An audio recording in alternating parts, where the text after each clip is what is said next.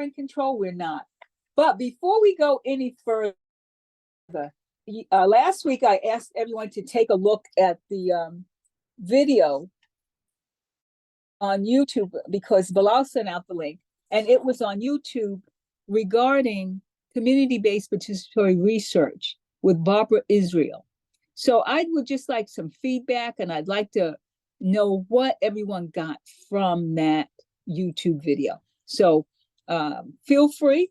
I'd like to hear about it because I know what I think about it, but I'd like to hear your views, and I'd like for you to share them, if you will.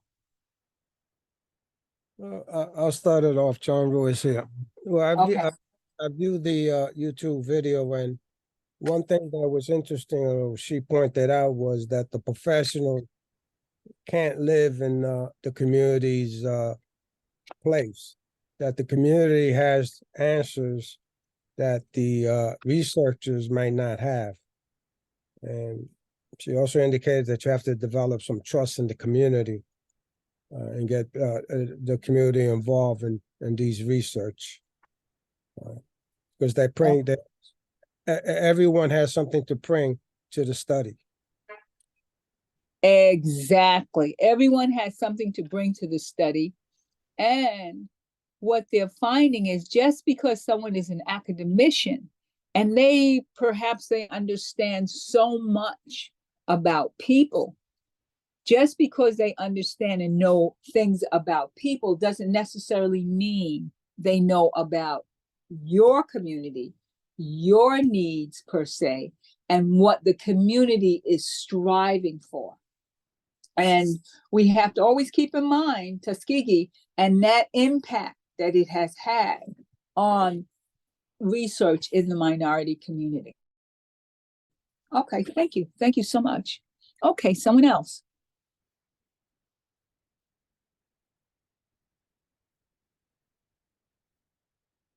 No one else watched it?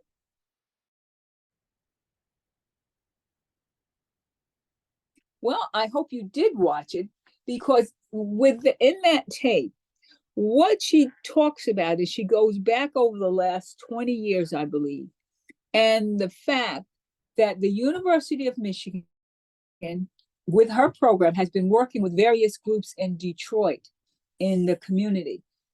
Detroit is primarily African American. So you have a large group of African Americans, then you have a group of Hispanics, and the smallest group, I do believe, is the Caucasian group. But what went on in Detroit is they lost their infrastructure. So in any city that the Department of Health closes or is not functioning is a problem. So your community organizations took over the work of the Department of Health so that they identified their health needs from the community standpoint, and they tried to implement, they tried to do things that would maintain the overall health of their communities. And they got tired of people doing helicopter research, come over, say you needed A, you needed B, and you needed C. Then they did what they wanted and left, and then wrote articles about what you needed, what you should do, and what they did that may not have correlated. So there may not have been any agreement, or there may not have been facts to sustain, or you would be able from the facts know that what they were saying was true. It didn't all fall together. It didn't all come together. A lot of times, most of the times, it did not come together. So with community-based participatory research, one of the things that she said was the community members became active partners. And I want to ask everybody, what is an active partner?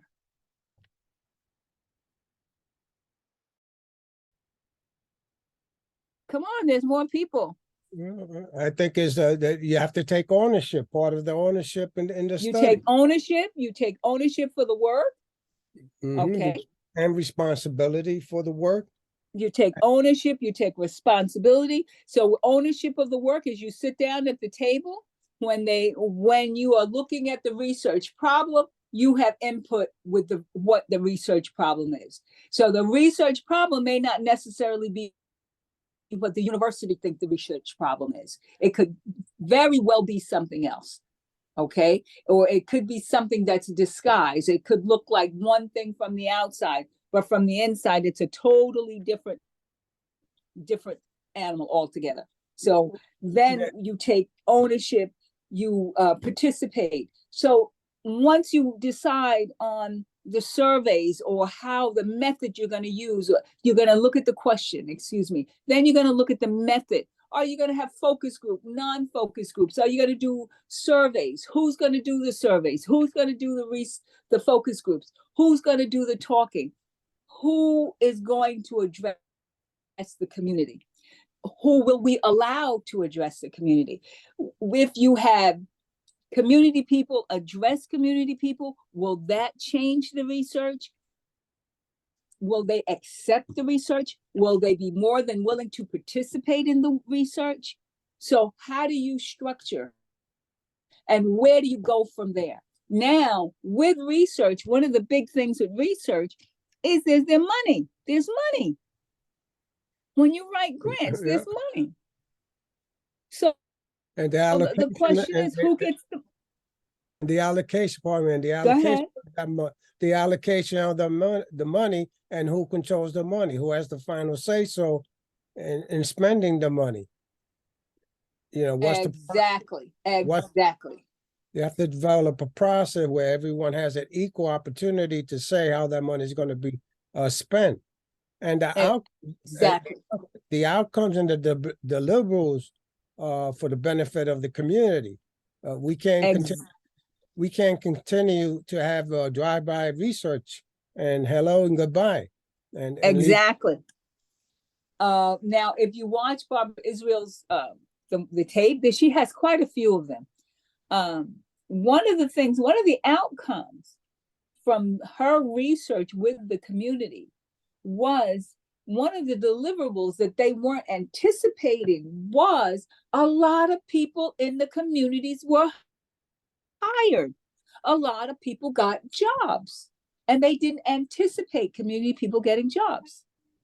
And that is very, very positive. Not only when you start to look at, how you structure the research, the process, who gets the money, how much money. At one time when it came to research, academicians, they would say they take the big share of the money, or they would take all the money and they would tell the community, don't worry, we'll send you back. But it's not like that. When you're doing community-based participatory research, at the very beginning, when you have the money, you decide who's going to get what from the pie. And if that happens to be 50-50, so be it. Because one of the things, Barbara Israel came to the Clinical Translational Science Center a couple of years ago. And one of the things that I'll never forget is one of the people who, from one of the community organizations, came with her. And someone in the audience asked, why should the community members receive money to do research? And anyone have an idea what the community person that was with Barbara Israel, that was part of the presentation, said? How that person responded to that question. Why should community people get money to help do research?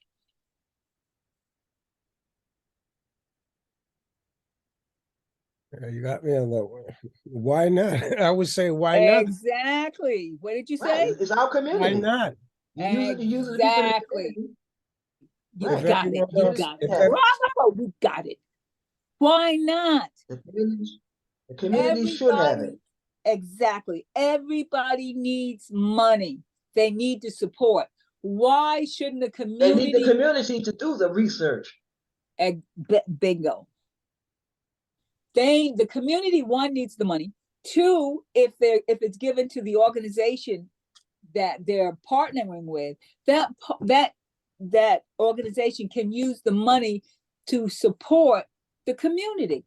Or maybe even, let's say if it's on, if it was on food. So then they determined that maybe a vitamin or something was missing from the diet. And they said, well, if the children had more oranges, there wouldn't be a problem. So many wouldn't have problems with vitamin C, and which they shouldn't have nowadays anyway. But so, or fresh fruits and vegetables. Maybe they found there's no fresh fruits and vegetables.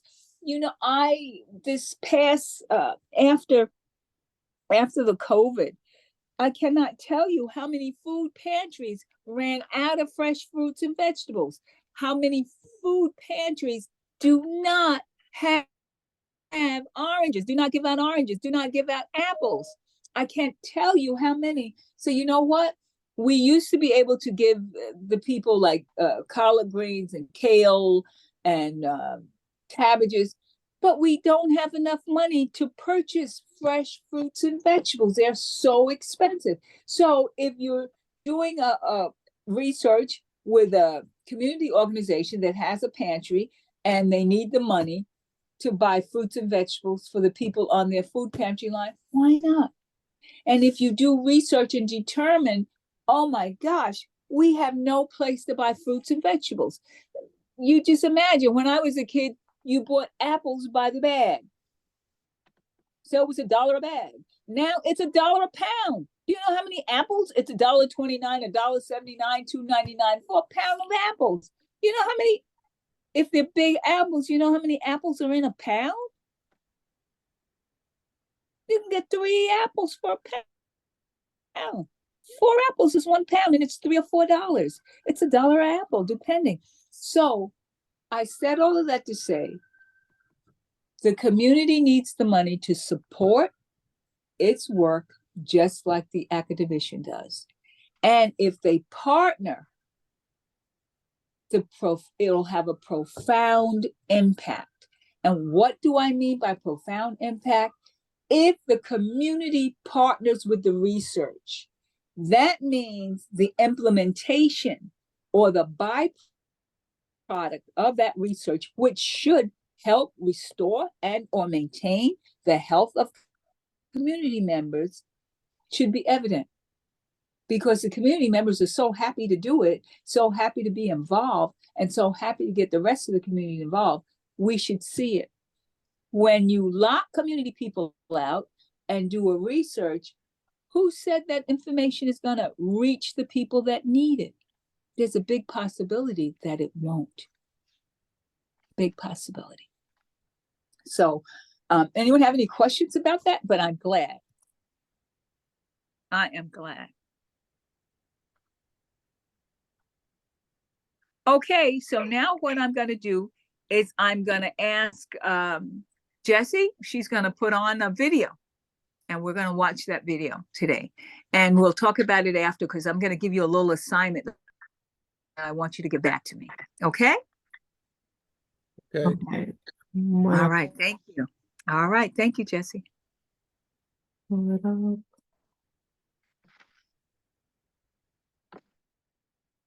is this one, right?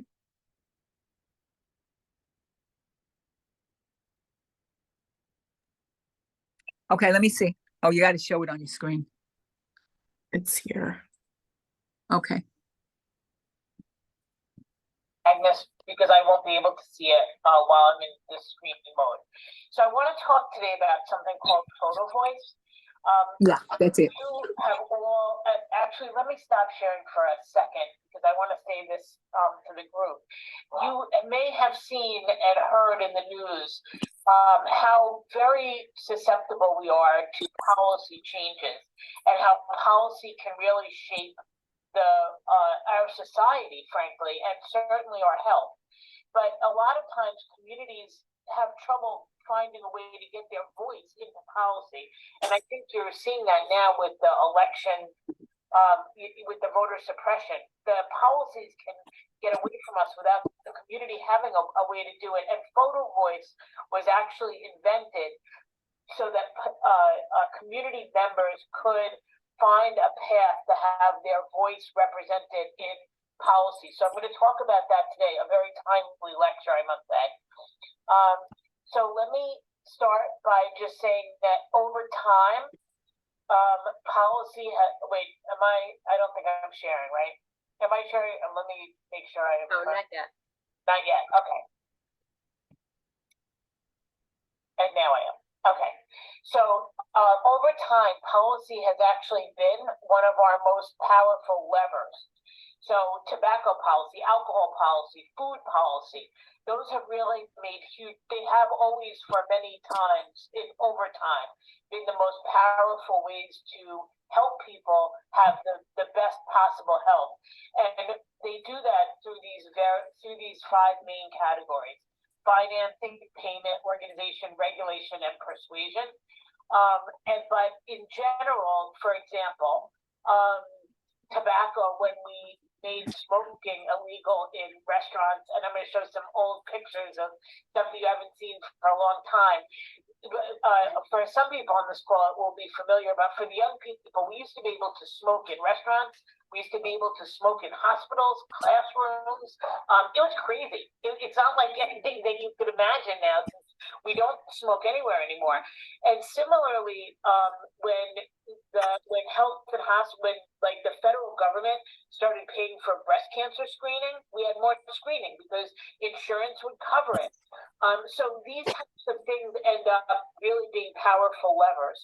So I wanted to talk, this is actually from when I was in nursing school. This is actually my class. Here we are smoking in the nurses' lounge. Here's this is before my time, selling cigarettes to a hospital patient in their hospital bed. Something that you could probably barely imagine now. And we used to smoke in restaurants and at tables. There was no seat belts. There was no car seats. All that was based on policy decisions that people made. I mean, we look at this now and we think, how could we do this? How could we put a little baby like this in a car without a seatbelt? But most of the people on this call, my age and above, remember all this. We remember sleeping like this in the back of a car. But how do we get policymakers to pay attention? This slide, up until just a few days ago, this was Bill de Blasio, Cuomo, and Gail Brewer, but I didn't know where we were going to be with Cuomo, so I took him out for this one. So Photovoice is a way that we can start to put our voices, pictures of what the people, the community experience around fostering social change. And so what I did today, I want to talk a little bit about how Photovoice helped shape a policy, a previous policy, and then get to some of your work in Photovoice today. So back, oh my God, it was, I guess about 10, I don't know how long ago it was. Time is compressed right now. Back a while, in the last 10 years, I actually did a Photovoice project with my students at Columbia that ended up getting us a seat at the table at the FDA calorie count debate. And we did it through this. What happened was I published this article, and the article looked at legislative compliance and practical utility of calorie posting in fast food restaurants in New York. And so the FDA changed the rule that we had to have calorie posting, but the way that they did it, it didn't seem to make sense. So what we did was we did a Photovoice project that we took out to the FDA, and we said, this is how your law is being enacted. And this isn't helpful. This isn't helpful. This 16-piece chicken bucket has somewhere between 3,240 and 12,360 calories. Well, or here, if you just did chicken only, 1,680 to 7,840. Well, that's a very big difference. And we cannot really understand from this posting what is the difference. How do you order the 3,240 calories, and how do you order the 12,000 calories? And we showed a bunch of them. We showed about 8 different examples, and they're all the same in that the calorie ranges were there, which was the law, so they were legislatively compliant, but they were not practically useful. In other words, people couldn't use them to make a better decision. And some of it was counterintuitive. Like in this one, the high calorie count for the Garden Fresh, which you think would be the most healthy, is actually 800 calories higher than the low count for the barbecue chicken and bacon go Hawaiian at pineapple. This one's 800 calories more than this one. So how do we do it? How do we use it?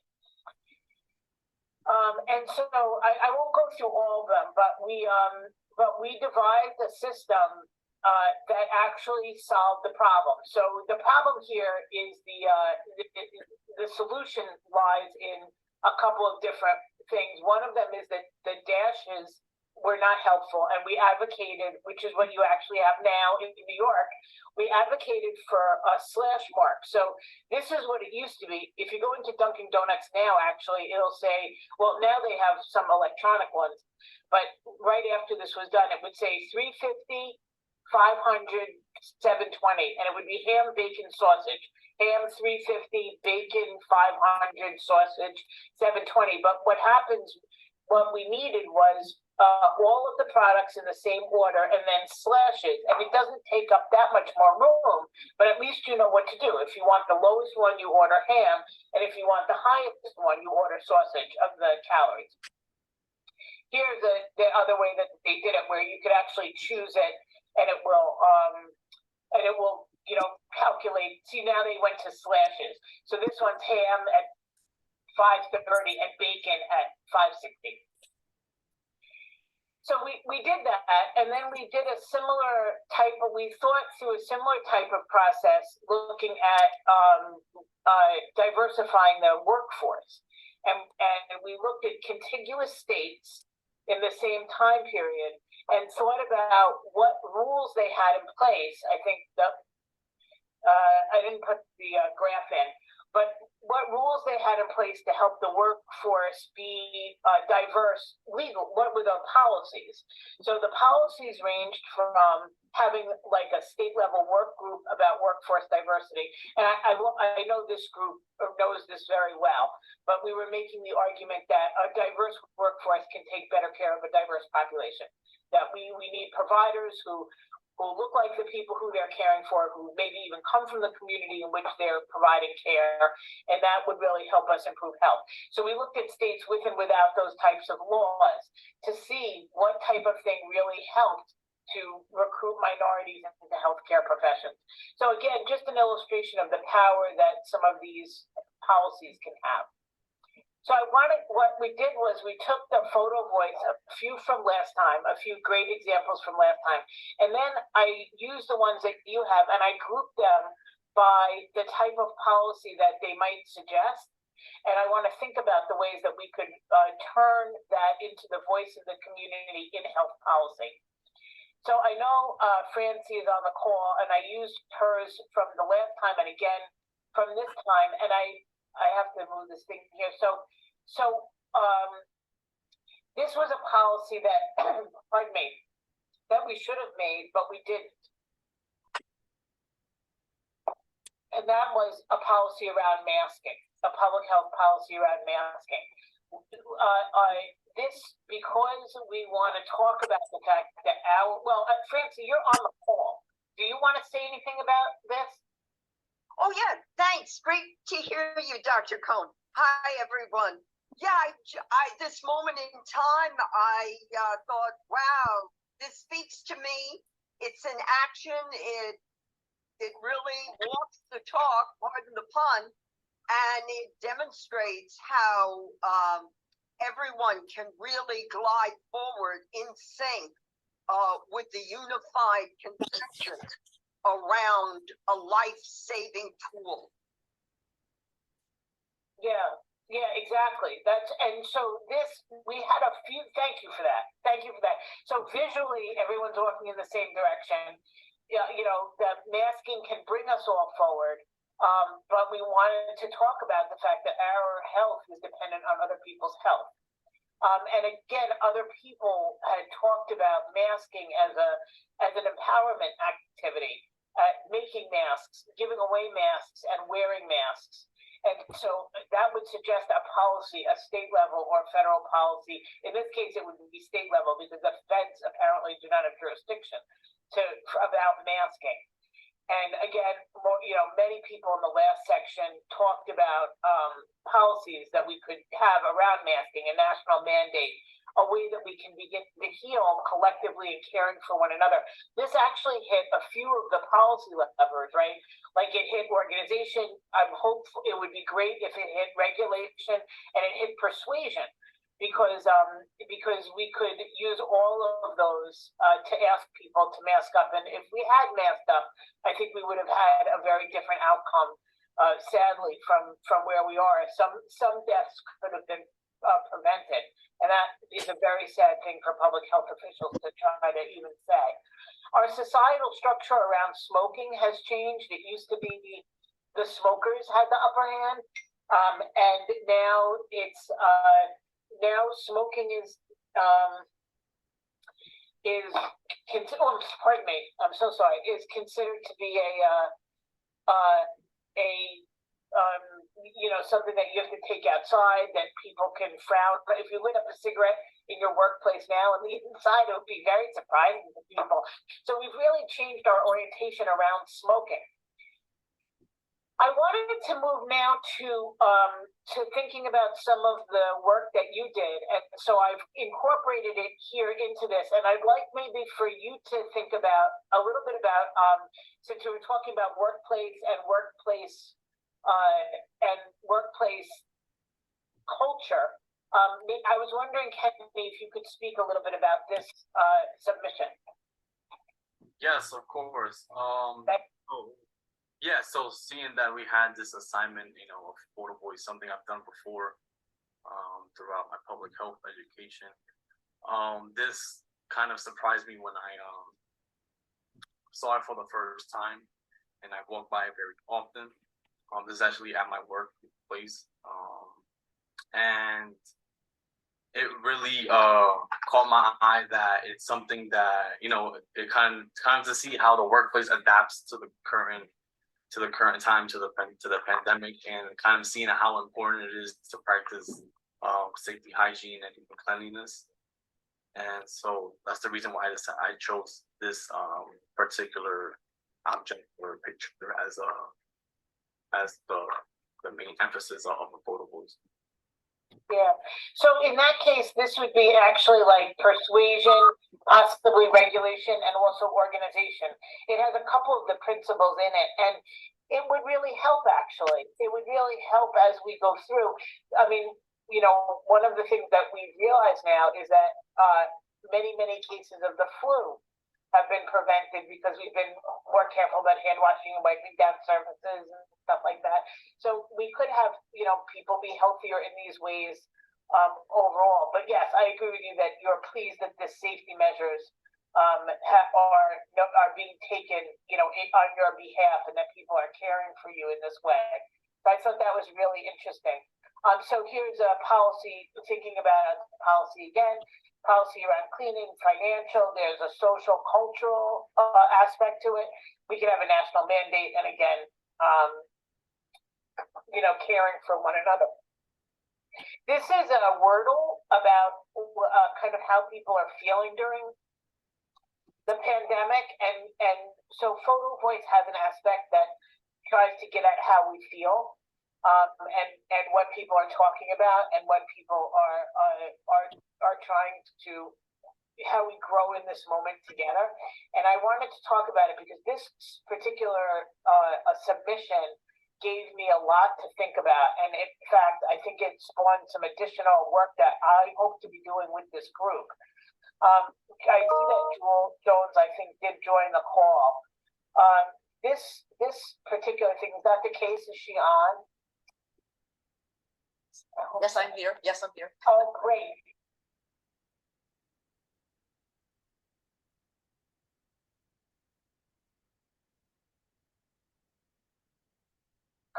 Do you want to tell us about this, and then I'll show the picture, or I show the picture first?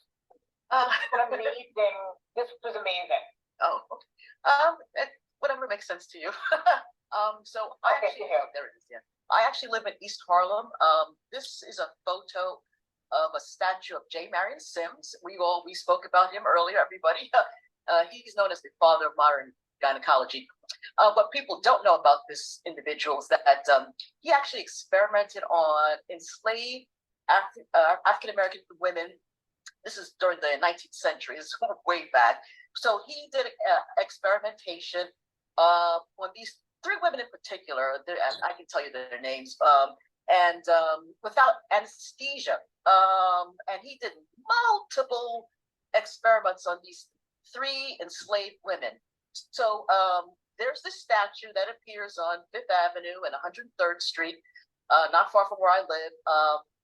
I was a part of Community Board 11. I was on my community board for many, many years, and other organizations within Harlem. We saw the statue. There was been many discussions about this statue over the years, and we just felt that it should not be there. And this is in El Barrio. We're talking about what he did to, I mean, I should say that, out of his experiments, there were these instruments and, that helped, I guess, society in the long run.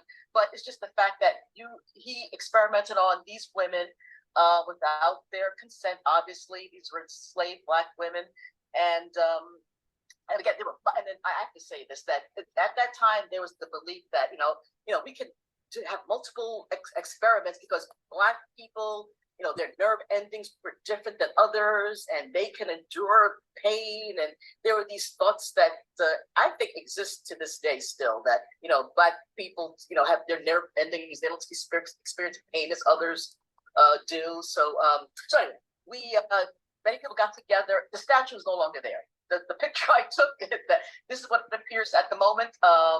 So 2018, the statue was relocated elsewhere to a cemetery, I think in Brooklyn, I don't remember offhand.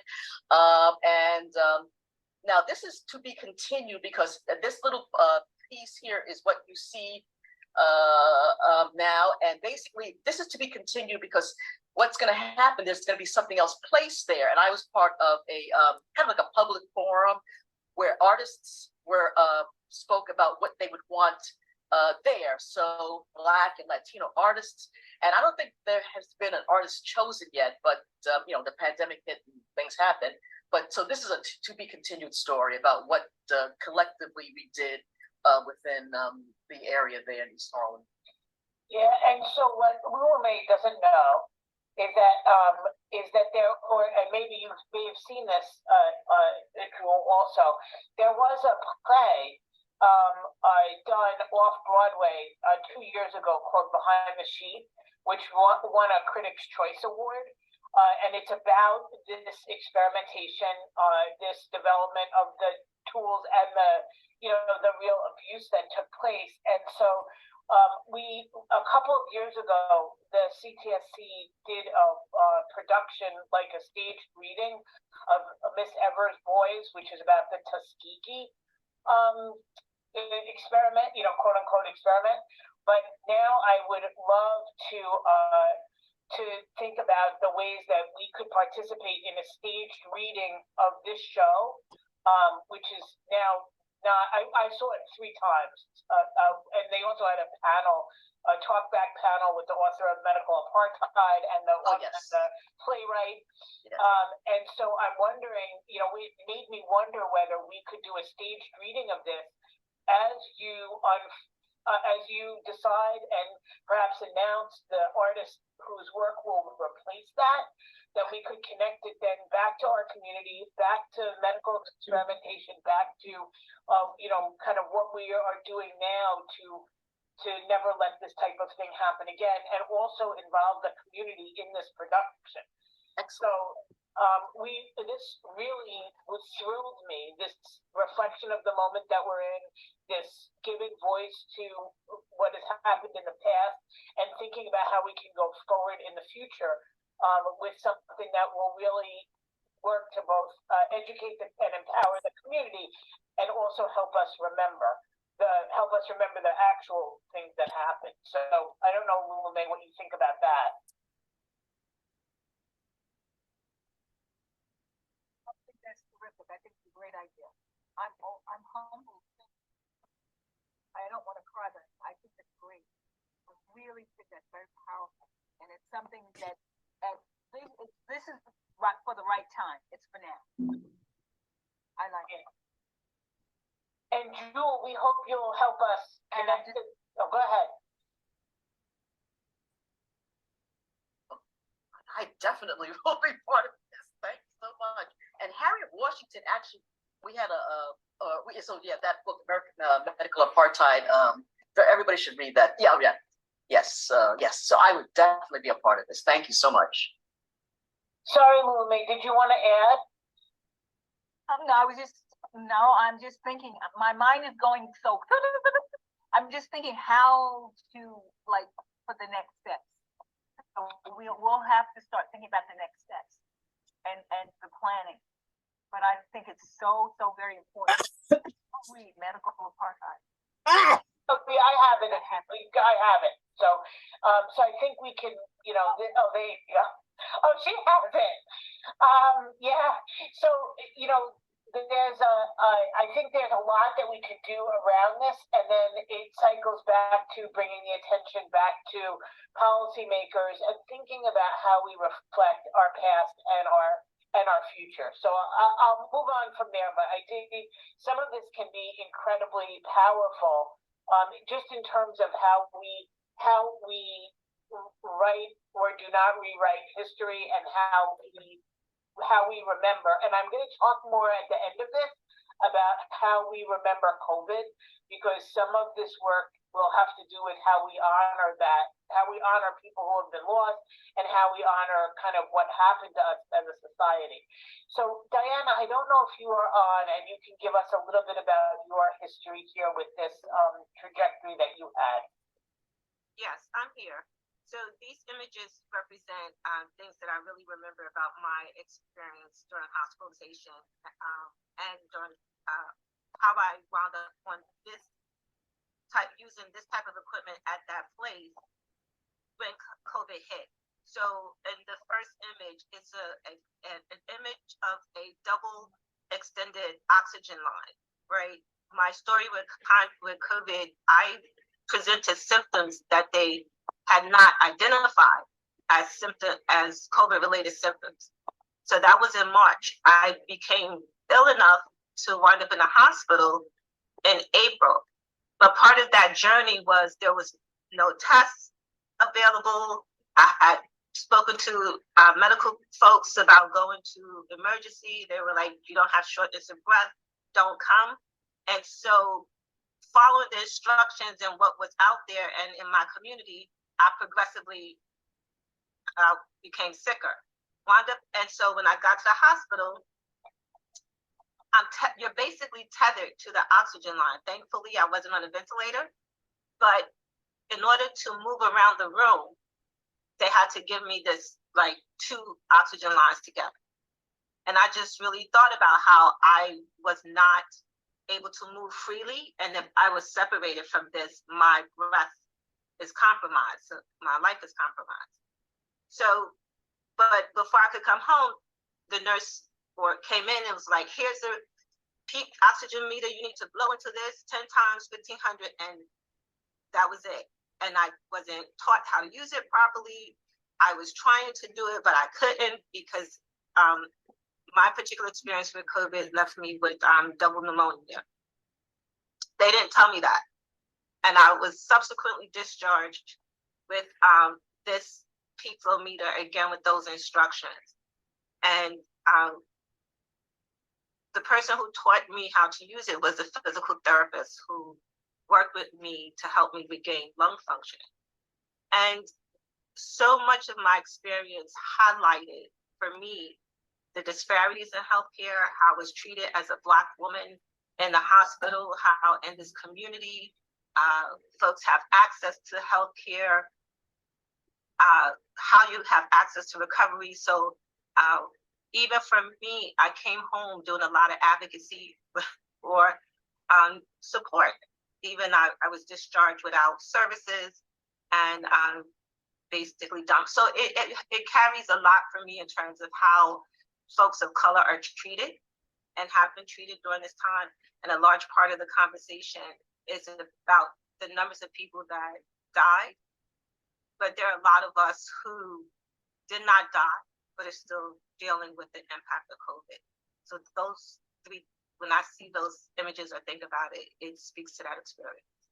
Yeah, there's a lot of policy work in there. There's access work, and then work in being, you know, in the healthcare professions, like we were saying before, you know, have equity in healthcare and equity in treatment, and as somebody said before, you know, believing people and not treating people differently, you know, based on race, or treating everybody better. Like, I don't know if anyone is feeling particularly well served, you know, at this time.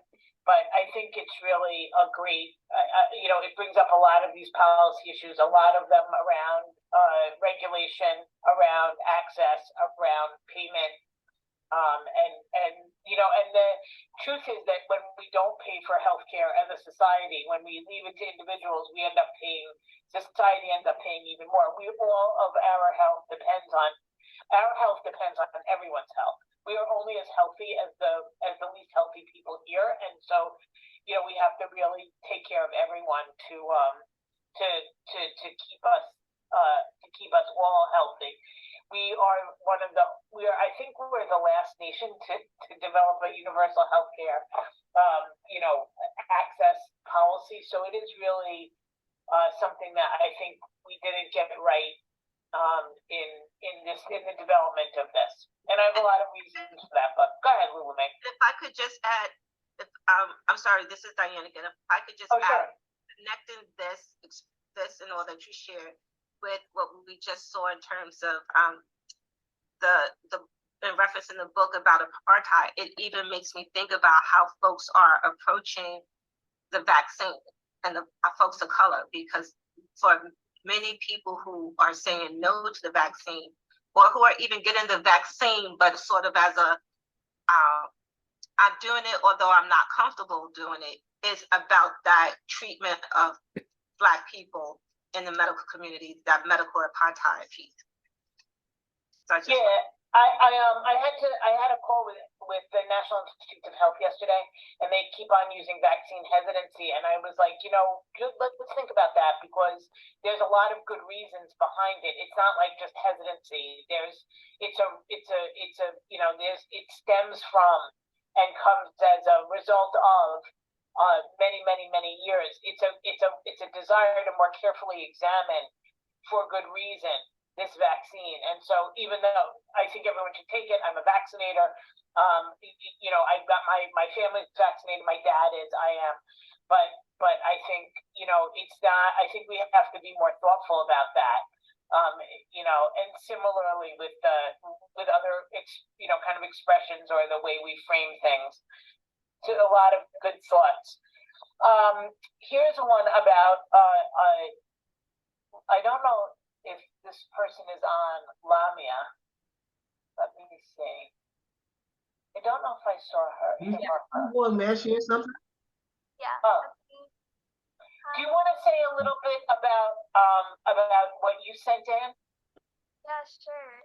So this is, okay, I am currently a first year at university, and one of the things that is making me upset about entering college this year is that I didn't really have a transition into going from high school to college. So I kind of had to figure out things on my own. And one of the ways that I approached this situation was through a planner. And I think my planner actually helped me with like a lot of the anxiety I was feeling from transitioning in between these different two environments. And I think the reason why my planner is really important to me in terms of my mental health is because I feel less anxious about what's coming up ahead and seeing everything visually. I actually remember like not having my planner one week because like I lost it somewhere, and it was like such a messy week for me. I was like crying constantly, and it was like really bad. But you know, with this planner, I feel like my life is put together. Yeah. Where I think we don't have, I think we have to acknowledge that people feel lost in time and space. And that's why I thought this was an interesting way to think about like what we have control over and what we don't have control over, and how we can control what we can and not control. And firstly, I'm sorry that it was such a mess for you, and I'm sure that as we come out of this, I hope we all build ourselves back up again. But I think it made me think about connecting to the past and the present and the future. And then it also made me realize that there are some resources that are available. And I know one of them is like this Comm app, but there are others that just let people sort of stay centered in this very complicated time. So I thought this was like a nice example of sort of how everyone feels a little bit like they're in control and a little bit like they're not. And so I like that. I don't know if it has as strong a policy piece, but it had a very large societal piece. Something, Elizabeth, I just wanted to say something. One of the things, this connectedness that comes through the daily planner, it reinforces the need for this, that everyone who is just starting college or just starting a new venture, a need for connectedness, a need to reach out to a mentor or someone who could model and help them go through the process. So I found it very timely. Just as I found Diana Matt's presentation on equipment, hospital equipment. To me, it speaks of a need for the nursing staff, education in terms of, patient teaching and getting people involved, and on what level. So I found both of these just fascinating. So very, very interesting. This was a great group, I want to say. It was a great, great group. Yes, I agree. Jazzy, do you want to talk us through a little bit about this? Sure. Hi. Okay, so this was around the height of the ending. And I had malaria. I was in West Africa, and I got malaria. I was living there for 2 years. And I got it about, I would say, half a year in, because I stopped taking the tablets, right? Because I was like, oh, I'm here. I'm not catching nothing. I've been drinking the water. Nothing's going to happen. But during the rainy season, the mosquitoes are around. So needless to say, I got malaria. So when COVID was at its height and no one knew anything about it, no one knew that people were sick and all these things were going on. And even the symptoms, I noticed that one of the symptoms were headaches. And so I was getting the headaches. And that's one of the things that I remembered when I had malaria, that I had headaches, but I wasn't experiencing it. And so around the epidemic, which is still going on now, I was getting it. So I found out that I had, I'm sorry, I want to speak a little bit faster. I found out that I had malaria after I was around 3+. 4 is like pretty much lights out. That's when it hits the brain. That's when people are trying to fly you somewhere. And this thing, malaria, is about 2 weeks. So like 2 weeks in, that's it. It's pretty much lights out if you're not treated. So my very good friend took me to a pharmacy. And went to the pharmacy, everything was so fast, okay? They took my blood test, they went in, 10 minutes, out. Yeah, take this. Next day, I was feeling better. I'm like, what? And it's amazing how when you don't have the medicine, what can happen, as well as if you have the medicine, what can happen. So anyway, it drove me to look into preventive avenues for malaria, because with the COVID, it was saying that it hooks onto your vulnerabilities. It can make it worse. Is that the other? So I'm like, okay. So I had malaria. I said, oh my goodness, what am I going to do? And I was also very, caring for the people around me as well. So I said, let me find out what to treat. It's called quinine. I got the purest form of that. It's organic. And I even went back and read the book. It was very informative. And I'm always aware of natural preventive medicine. I grew up on it. My father's go-to, even though we went to the doctors and all this other stuff, my father's go-to book was Back to Eden, right? Because it had a whole lot of things in there that you can at least prevent yourself from getting by use of the herbs and different things. I truly believe in herbs. I believe that there is a cure for everything in this world that is natural, not man-made, but natural, that is in the earth. And I not only have I seen it, but I've witnessed it. So I took the quinine and my headache ceased. And so this day I still have it. If I get like I'm going home, I take a little bit and then I'm fine. But education and natural remedies is very important. And people don't want to admit it, but people reaching for that zinc, that elderberry, and everything else. And I know at the beginning, people were laughing, oh, that's not going to do anything, this, that, and the other. But I tell you what, I'm on my little diet so I can lose a little bit of weight.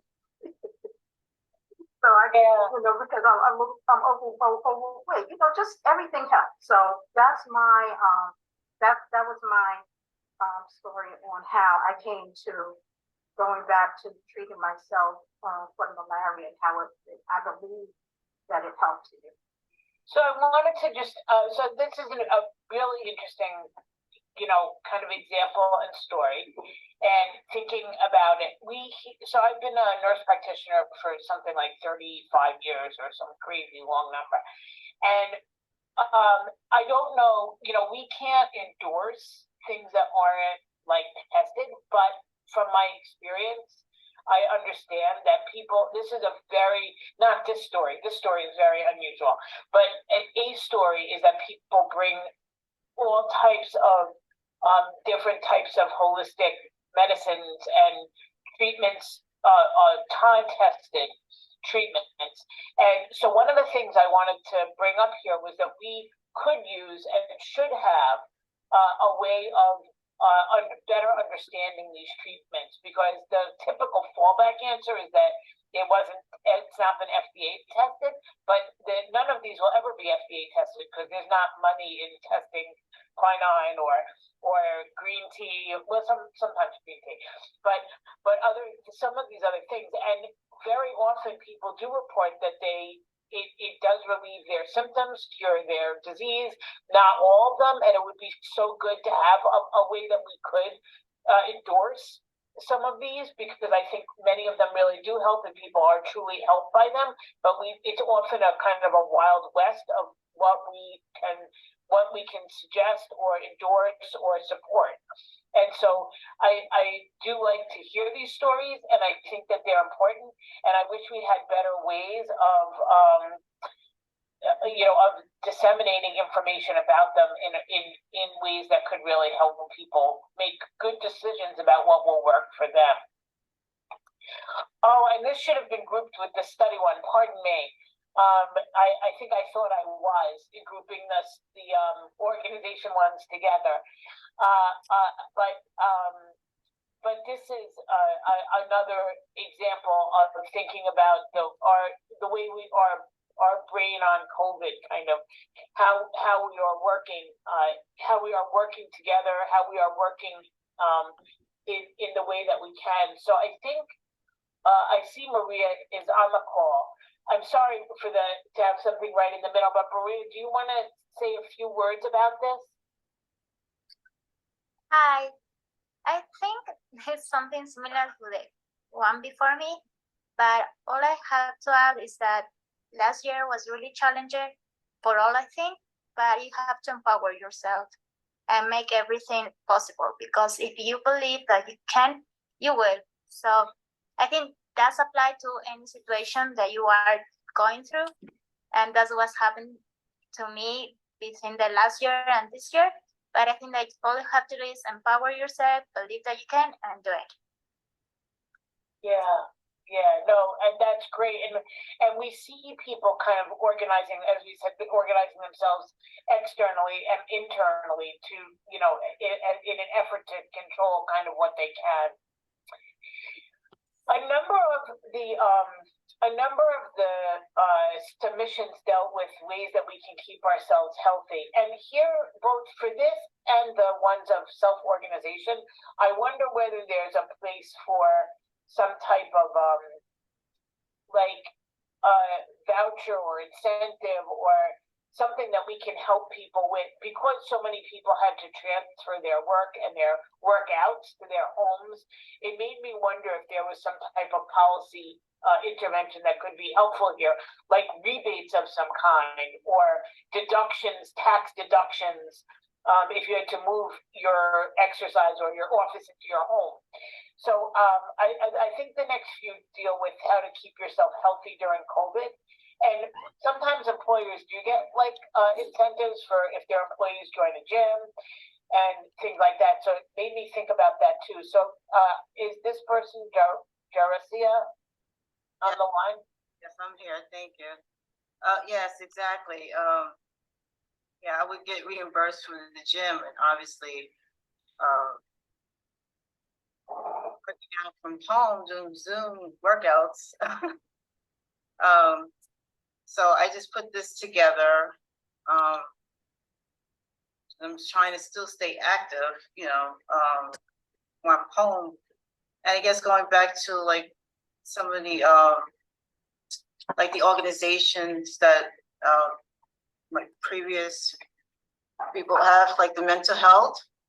So I'm just trying to keep up with my mental health, like exercising. And I figure I put the weights together. Obviously, we have to use hand sanitizer, you know, for the to keep our hands for the germs and stuff.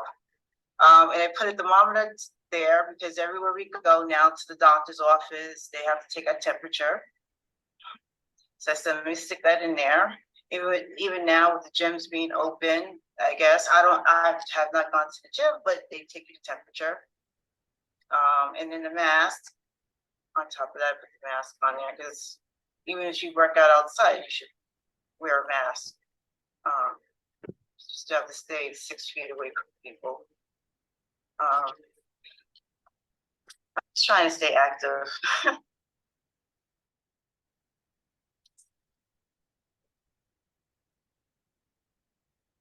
I think we had a few people who were thinking about health. I'm sorry, go ahead. Oh, no. I was going to say you were still on mute. Yeah. So I want to look a little bit about that, thinking about health and there was actually a very interesting study that many diabetics were actually have actually had better sugar control because they're home cooking for themselves. So I know that Donna put in something about this Hello Fresh service, and other people put in other things about the gym, which I'll go through in a minute. But do you want to say a few words about cooking at home, Donna, for yourself? It's time consuming. So time consuming. I didn't realize that I wasn't before COVID. I worked. I didn't spend much time preparing dinner every night, and because I have been home, I have been preparing every night, and I find that I really enjoy it, although it is time consuming. I set aside time. 5 o'clock I start cooking, so I can eat 4/7, and it's just something that I find that I enjoy. Plus the recipes are really, really, really good, so I thoroughly enjoyed it. I've actually found a very similar thing for myself that I really enjoyed. There have been some things that I found that I can do, I didn't think I could, and cooking is one of them. Exactly, recipes, things that you would normally purchase outside, you wouldn't even think that you could actually cook. With this service, they send you all the ingredients, and if you follow the recipe step by step, you'll have such a wonderful experience. And then Francie, I just thought you might want to, this fascinated me.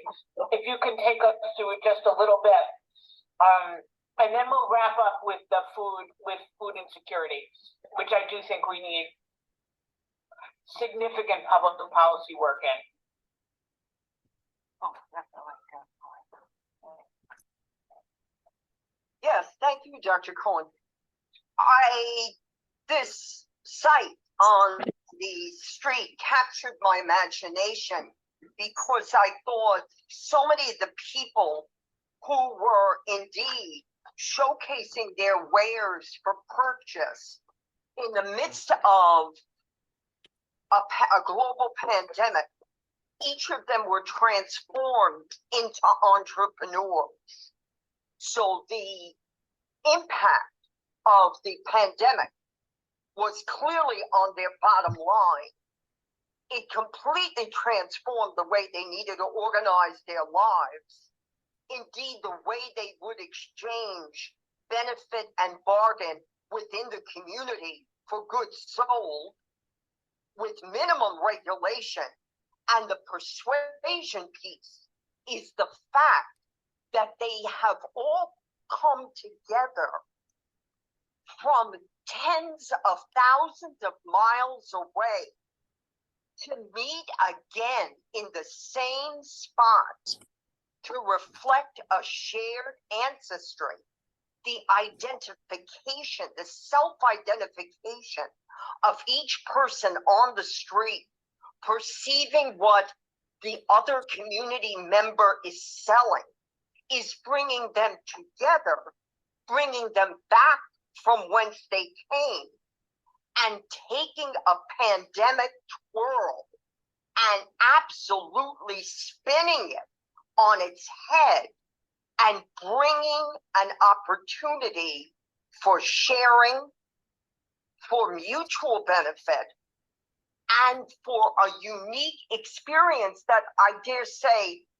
no person passing by ever anticipated that they would be able to have, let alone need to have, because of the deleterious impact on their bottom line during the crisis of the pandemic, including its hard knock on people's ability to survive financially, let alone in terms of their health, overall well-being, mental state, etc.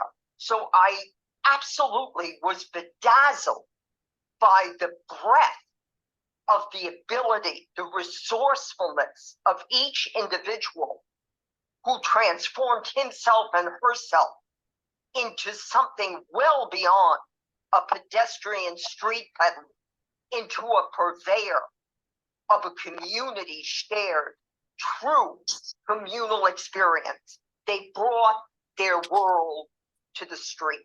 Thank you. That's amazing. And is your impression that they were selling their belongings? Yes, absolutely. And that's what made it, to me, so profoundly poignant. Each piece is a treasure to themselves, I believe, to the others who were beholding them. And there was a trust in the exchange of selling it. They were truly playing it forward. Yeah, yeah. And I think we're becoming kind of porous, like you said, in one and in all. So I will, this is fascinating. And makes me think even more about how we have become, we're open in different ways and closed in different ways. From the last class, people took pictures of empty playgrounds, of walking programs, of as I said, other exercise. And now I'll spend the next about 10 minutes talking about this unbelievable crisis in food insecurity, and the way that if you could imagine that you are a policymaker, that you are Gail Brewer or Bill de Blasio or another policymaker in our region or in our, even in our state. If we did a gallery exhibit, which Lula and I have been talking about over time, of the responses to food insecurity and the lack of government, of what should be policies and interventions, that's what government, if it should do, is provide basics of nutrition. I think this could be a very powerful show on the community response to food insecurity and what we would ask the government to do. So can I ask, is this Koloko, are you on the call? She had just hopped off the call because she had another meeting. Okay. But she'll be watching it later. Okay, well, I can't, I'll just go through then the various, kind of different, we had a number of people come in with food insecurity, addressing the food insecurity situation and helping to create more food bans and food banks and ways that we can do it. And then I think this was actually from Francie, is this your work again, to Mayor de Blasio about that, or to Gail Brewer? Yes. So, yeah, so this was actually, I think, speaking to how these types of situations, please correct me if I'm wrong, but speaking about how these types of situations are things that the government needs to and should address, and how we can move it into policy. And then I think that, Francie, you really, I think, embraced this assignment, it looks like. This and a few others, which I'm going to show now at the end, I think just speak to our, just kind of our state, the general state that we find ourselves in. This, as you can see, is a Christmas ornament laid bare, cast adrift on the sidewalk in New York, and I think that says a lot about how we felt about this year, and what we've gained, but what we've lost. Additionally, again, thinking about just what we've gained and what we've lost, and people who we lost during this time. I like this one a lot, Francie, about who is Alfredo and what happened and what does this reveal. And these are from the last cohort, so I won't go into each of them. But again, they pay homage to things that we had, to celebrations that were not had. This one in a nursing home. So I think one of the other things that COVID, that the Photovoice can help us do, is really, as a society, I'll stop sharing my screen.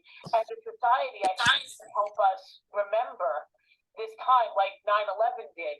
It can really give us the tools to come together to think about what our collective experience was and what we can do in the policy realm in our communities, but in our policy to really remember and also to heal, and then also to come out stronger.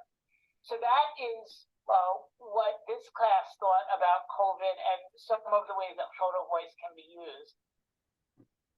And I will invite people to turn on their cameras and comment if they wish to do so. Yes, thank you. Hi, I'm Stephanie. That's Stephanie Reed. How are you? Can you hear me? Can you hear me? Oh, thank you. I'm not sure if you can hear me or not. Hi, Stephanie. It was a recording, so Oh, can you hear me? I hope you had like great thoughts while the video was playing. Let me see. Oh, that was recording? Yep, that was a recording. Oh, yeah, I had some thoughts. Oh, this is not real. Okay. No, but go ahead, share your thought. But I share your want to share my thoughts. thought. Yeah, Yes. Yeah, because share your thought. the pandemic, that was such a awful time for us as a family. My father got sick in March, where everything shut down, and he went to the hospital in April. He died in April. My uncle died April 1st. He died April 29th. It was just horrible. But yeah, but all this information was great information, great information. But I saw something on the I thought about the sister Diane who gave her said that when she was in the hospital for COVID, and when she came home she still didn't have the proper treatment. I saw something on the internet. It says VCU Massey Cancer Center is research that said that they're working to identify why Black women are more likely to develop heart disease after breast cancer diagnosis. And it was a Dr. Armitha Sutton, PhD. She's trying to understand why these racial disparities. And it said that she's 3 years into her 5-year study, and at the National Cancer Institute, which focuses on understanding these disparities among Black women. And she mentioned that one of the reasons it says cardiac disease is communicated differently to different women. And that just stuck with me when Diane says, she didn't get the same treatment, so you're not getting the same information. They're not telling, they don't treat us the same, so, and I just have issues with that. I That don't bothers hear me. you. Oh, you can't hear me? I could hear you. Oh, Jesse, I can hear you related to her then, yeah. Hello, do you hear me? I could hear you. I could Wow. hear you both Wait, included. okay, go ahead. Now I hear. But Jesse, you heard what I said? No, I didn't. Jesse may have heard you, but I didn't. Go ahead. Oh, should I say it again? Heard you, Stephanie. Okay, Yes. you heard me, Dr. Bruce. Okay, thank you. Yeah. Oh, okay. Someone could give me a quick synopsis?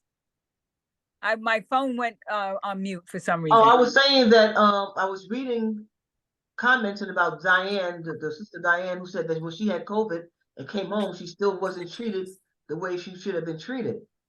And so there were some disparities. I read on VCU Massey Cancer Center research is working on to identify why Black women are more likely to develop heart disease after breast cancer. And Dr. Armida Sutton, she's studying to understand why these racial disparities, and she's 3 years into her 5-year study, funded by the National Cancer Institute, which focuses on understanding why discrepancies among Black women. And one of it says that cardiac disease is communicated differently to different people. So we're not being told the proper information. I guess when you go to the doctor's office, instead of having a full thorough, exam, it must be something rushed and not really being looked into or paid attention to, or just not being respected. So those things kind of like bother me. It just sits well with me. Yeah. That in this day and age, we're still talking about disparities. And we keep talking about we're going to get better and the community but since the pandemic, so many disparities were revealed during the pandemic among the African American people and people of color. So, Yeah. Well, now, may I jump in to? Go ahead. Go ahead. I'm sorry. She said about treatment, perhaps the medications and the treatment that is offered to the African American community doesn't benefit, and you have adverse effects, instead of doing a study to see how other treatments could be more effective for different populations, like the African American community. So that might be, a premise to start with, dealing with the manufacturers of these drugs. Well, what I'm going to say is when it comes to health disparities in the African American community, there are lots of things that are associated with health disparities. You not only have your food, you have your living environment, you have your housing.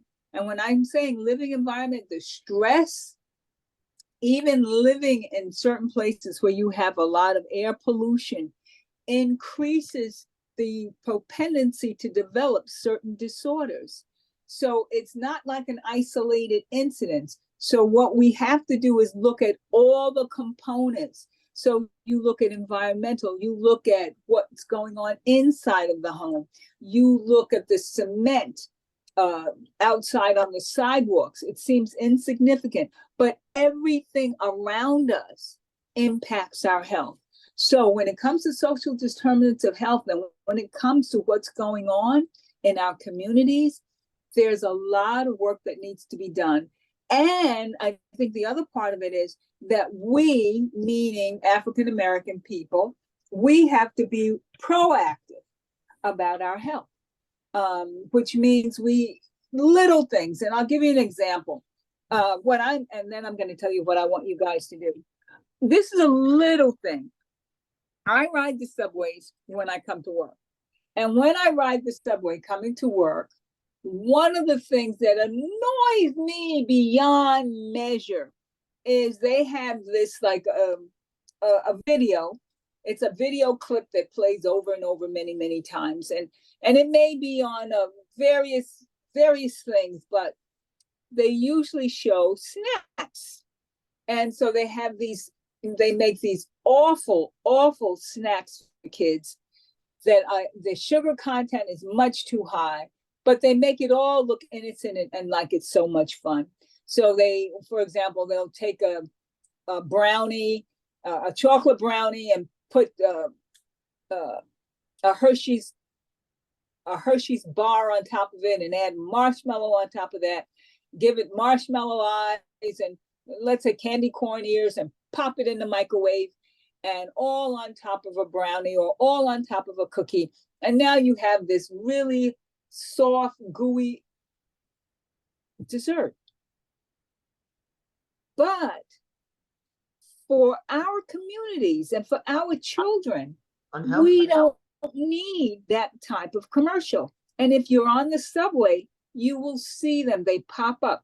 They're, they're very inconspicuous. And so they sort of subtly pop up and they just keep going around and around.